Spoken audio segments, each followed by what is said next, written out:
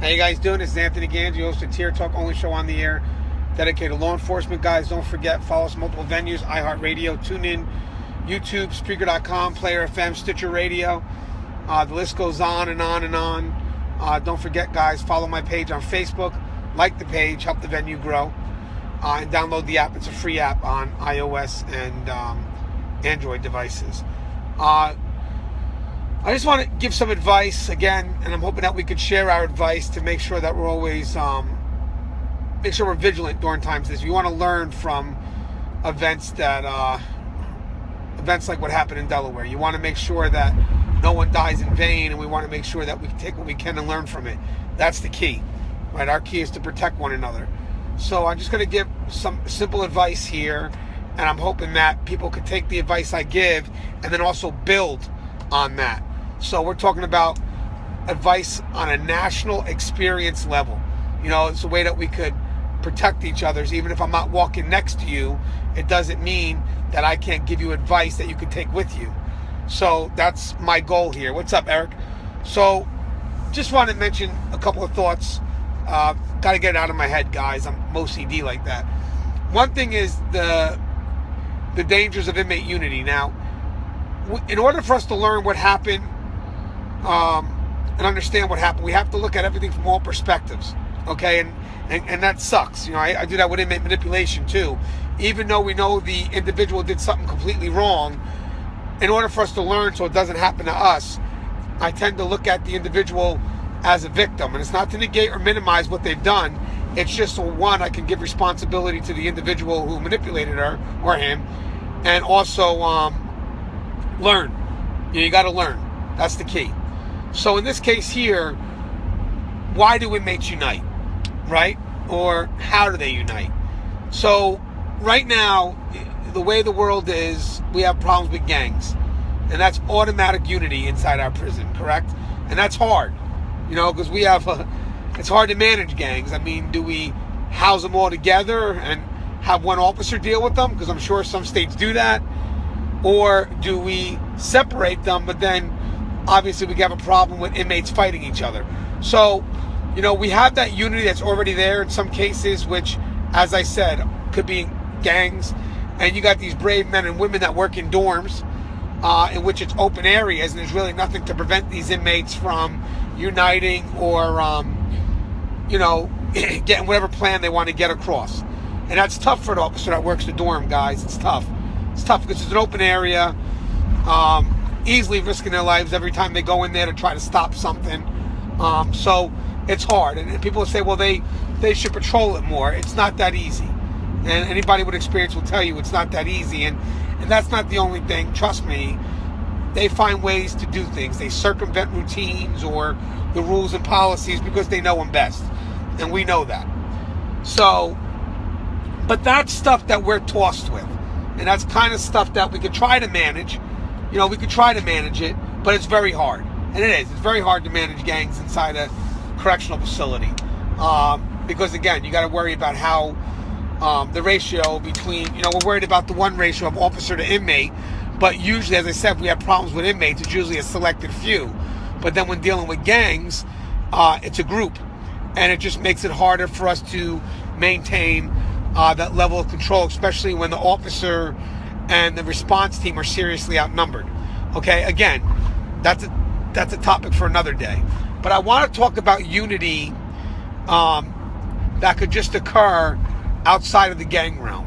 Okay, so if you look back at history, again, I'm not justifying the cause, okay? Trust me. There is no way to justify what was done.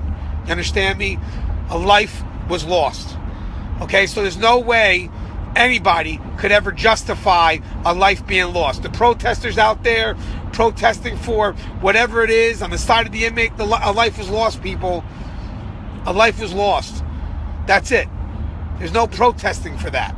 You know, there's no protesting for the people that took that life. I don't think the First Amendment rights affect people who protest for hostage takers and worse off, murderers. Okay? Again, related to the situation. Having said that, if you look at recent attempts to unite, riots like in Attica and just, you know, we had issues in Alabama. you're looking at inmates that are united because they feel that some perceived need that they're supposed to have is being denied. Okay? Some form of injustice. Now, whether that's true or not, it still should not lead to a riot. I'm just telling you these thoughts so we learn and we are aware of how this could occur. And again, it's no way to minimize or negate what happened yesterday. They're animals that did what they did to those officers. They're animals that did what they did to Sergeant Floyd. Having said that, we need to learn. So, having said that, inmates unite mostly on common stuff that they're usually allowed to have. And the reason why they unite is because it doesn't just affect the one inmate, it could affect many inmates. Okay? So now you have inmates united on what they feel is a just cause. So what they try to do, and it happened after Attica, is they employ a grievance system. You know, it's a system that's meant for them to voice their concerns and then for management to address those concerns. Those concerns need to be addressed.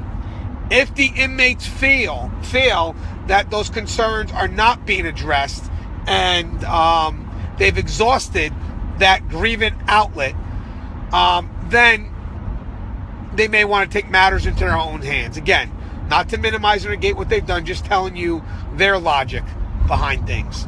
Because in their mind now, well, I've tried every route. Nobody listened to me. So it's about time we, show them who really runs everything.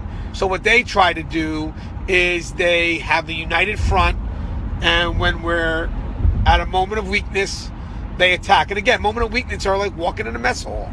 I'm totally against that. They're at their strongest. We're at our weakness. We're at our weakest. But the thing is, this is what they do. They unite on what they believe is a good cause, a justified cause. Now, here's what hurts us now more than ever, because this wasn't presented back in the days of Attica riots. The problems with social media and protesters. When you work in a correctional facility, there's a feeling that comes over you like none other. You're outnumbered by the worst of the worst. If you haven't walked into a correctional facility when it's actually running like it's supposed to, where you have inmates out and they're going to movements, you don't know how that feels. It's a very unique feeling. Okay, it's a feeling of you got to be hyper vigilant. You're just nervous. But it's a very unique feeling. Okay, but again, most of the time we have issues. They're usually a selective few. Problem with nowadays with social media, especially from the comments we received yesterday when the incident was going live, was you're getting two perspectives. You're getting perspectives of people in the field that know the job, right?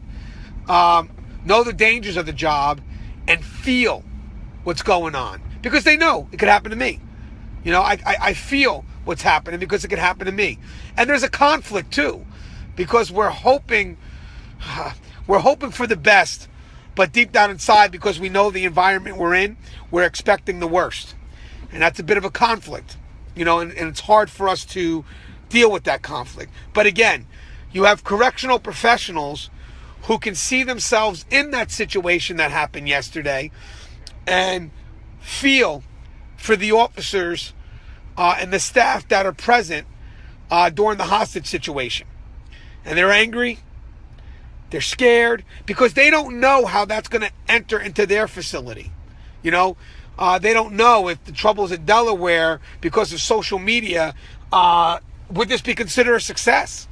Would the inmates see this as a success? And if so, do we have to worry about this going to another facility, my facility? I don't know. So when you have people on the internet supporting this, for whatever belief or perceived injustice that they think it is, look what you're supporting, first off, and look what it's doing to the individuals who need to maintain control.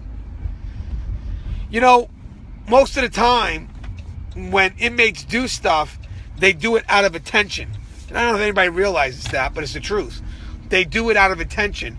And if you give them the attention they need it further motivates them.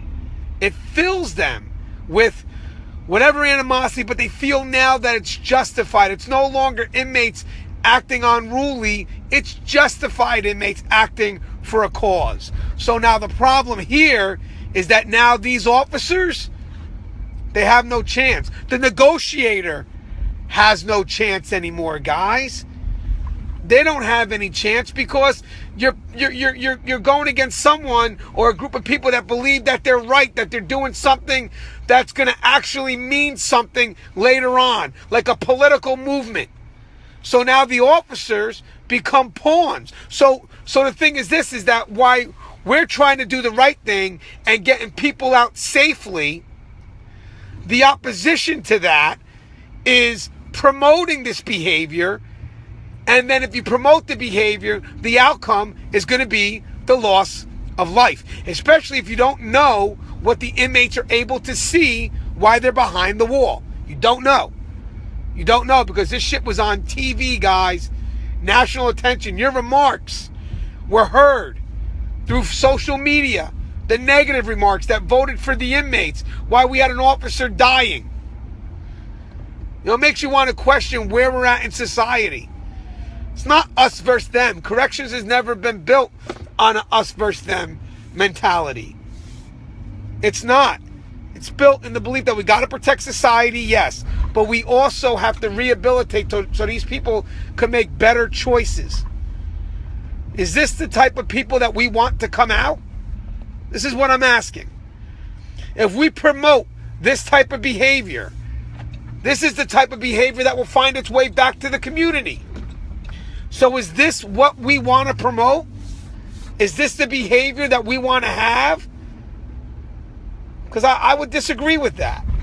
And I know a lot of people that would, but it doesn't seem that way yesterday when I read those comments. So again, just to finish my thought, and just to kind of close up here, we lost somebody yesterday, and we have 3 other correctional staff members who are going to go through some serious mental problems because they have to relive it. You understand that? They have to relive every day for the rest of their life what they went through on February 1st. We need to be better than this. We need to see the people behind the wall as professionals, definitely. And we need to give this profession the respect it deserves. If you do not give this profession the respect, this will happen again and again. So the plea here would be to see corrections as law enforcement professionals, to see the work they do as law enforcement work.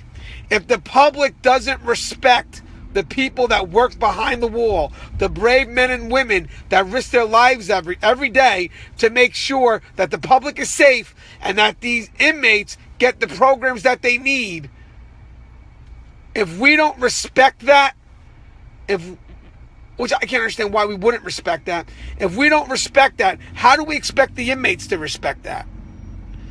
And if the inmates don't respect the people that work behind the wall, how do we expect them to listen to the orders that are given by the people that work behind the wall? The orders that are given to save lives, the integrity of the institution, the safety and security, the well-being of all who work and reside within. Guys, it's out there now that the public has no respect for what we do. And it's sad. And that message is going to travel out to the world that the public doesn't respect us. And that's going to break us down behind that wall. Some officers aren't even equipped. You got officers that are getting assaulted every day that can't even defend themselves. On a national level, they can't even defend themselves. And nobody sees nothing wrong with this. We had a riot just now. An officer got killed. Do we learn from this? Do we make sure that on a national level we're taking care of our correctional officers because we love them? because they love us. They sacrifice their lives. What are we doing today?